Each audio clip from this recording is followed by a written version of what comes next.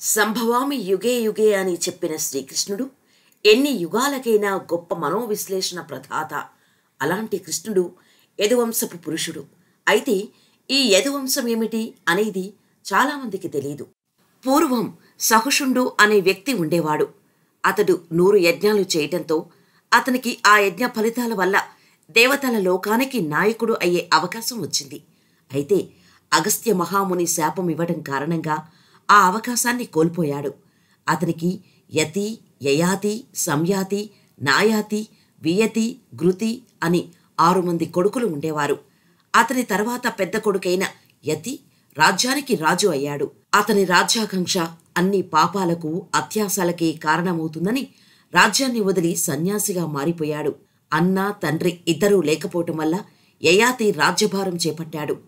అతడు మంచివాడు అవటం వల్ల ఆ రాజ్య ప్రజలందరూ ఎంతో సంతోషంగా ఉండేవారు. యయాతి శుక్రాచార్యుడి కూతురు దేవయానిని వివాహం చేసుకున్నాడు.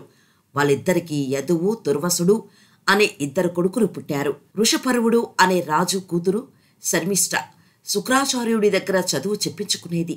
అయితే ఒకసారి దేవయానిని అవమానించి మాట్లాడటంతో శుక్రాచార్యుడు కోపం చేసుకుని, నా కూతురు దగ్గర పని మనిషిగా ఉండు, లేకపోతే శాపం పెడతానని అనడంతో ఆ వృషపర్వరాజు గతిలేక శర్మిష్ఠను దేవయాని పని మనిషిగా పెడతాడు. శర్మిష్ఠ దేవయాని కంటే అందమైనది. ఆమె యయాతిని మాటలతో మభ్యపెట్టి అతన్ని తనవైపు తిప్పుకుంటోంది. వాళ్ళిద్దరూ రహస్యంగా ద్రుహ్యుండు, ననువు, పూరువు అనే 3 కొడుకులను కంటారు. అయితే దేవయానికి వారి రహస్యం తెలిసిపోయి కోపంతో, బాధతో అక్కడి నుండి తండ్రి శుక్రాచార్యుడి దగ్గరకు వెళ్లి జరిగింది మొత్తం వివరంగా చెప్పేస్తుంది.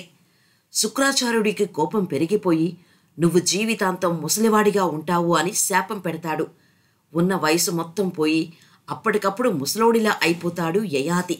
ఆ తర్వాత తప్పైపోయిందని ఏడుస్తూ శుక్రాచార్యుడి కాళ్ల మీద పడగానే శుక్రాచార్యుడి మనస్సు కరిగి, సరే, నీకు ఈ శాపం పోయి తిరిగి నీ వయసు రావటానికి ఒక పరిష్కారం చెబుతాను.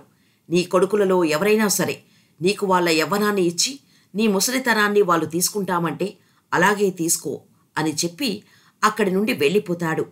యయాతి కొడుకులందర్నీ రప్పించి తన శాపం గురించి వివరంగా చెప్పి, పుత్రులారా, నా శాపాన్ని మీరే పోగొట్టగలరు.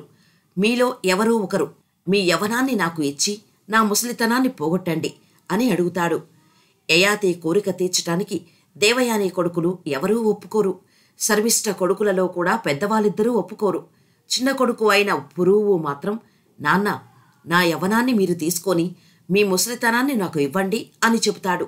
అలా యయాతికి ముసలితనం పోయి పురువుకు ముసలితనం వస్తుంది. అయితే ఆ ఒక్క సంఘటనతో యయాతికి తన కొడుకులలో నిజమైన ప్రేమ కలిగింది పురువు ఒక్కడికే అని అర్థమయ్యి మిగిలిన దేవయాని కొడుకులకు ఒక్కొక్కరికి ఒక్కో శాపం పెడతాడు. అలాగే శర్మిష్ఠ కొడుకులలో పురువుకు రాజ్యాన్ని అప్పగించి మిగిలిన వాళ్లకు శాపం పెడతాడు. అలా యయాతి పురువును వదిలి మిగిలిన కొడుకులను శాపం పెట్టడం వల్ల అతని వంశంలో రాజులు లేక, ముఖ్యంగా దేవయాని కొడుకులలో రాజులు లేక వాళ్ళు క్షత్రియ తత్వాన్ని కోల్పోయారు. చివరికి వాళ్ళు యాదవులై గోరక్షణ తత్పరులై జీవితాన్ని సాగిస్తూ వచ్చారు. అయితే వీళ్ళు క్రమంగా తరాలు మారుతున్న కొద్దీ నాయకత్వ బాధ్యతలు చేపడుతూ రాజ్యవంశాలు స్థాపించుకున్నారు. వీళ్ల వంశంలో పుట్టినవాడే శ్రీకృష్ణుడు.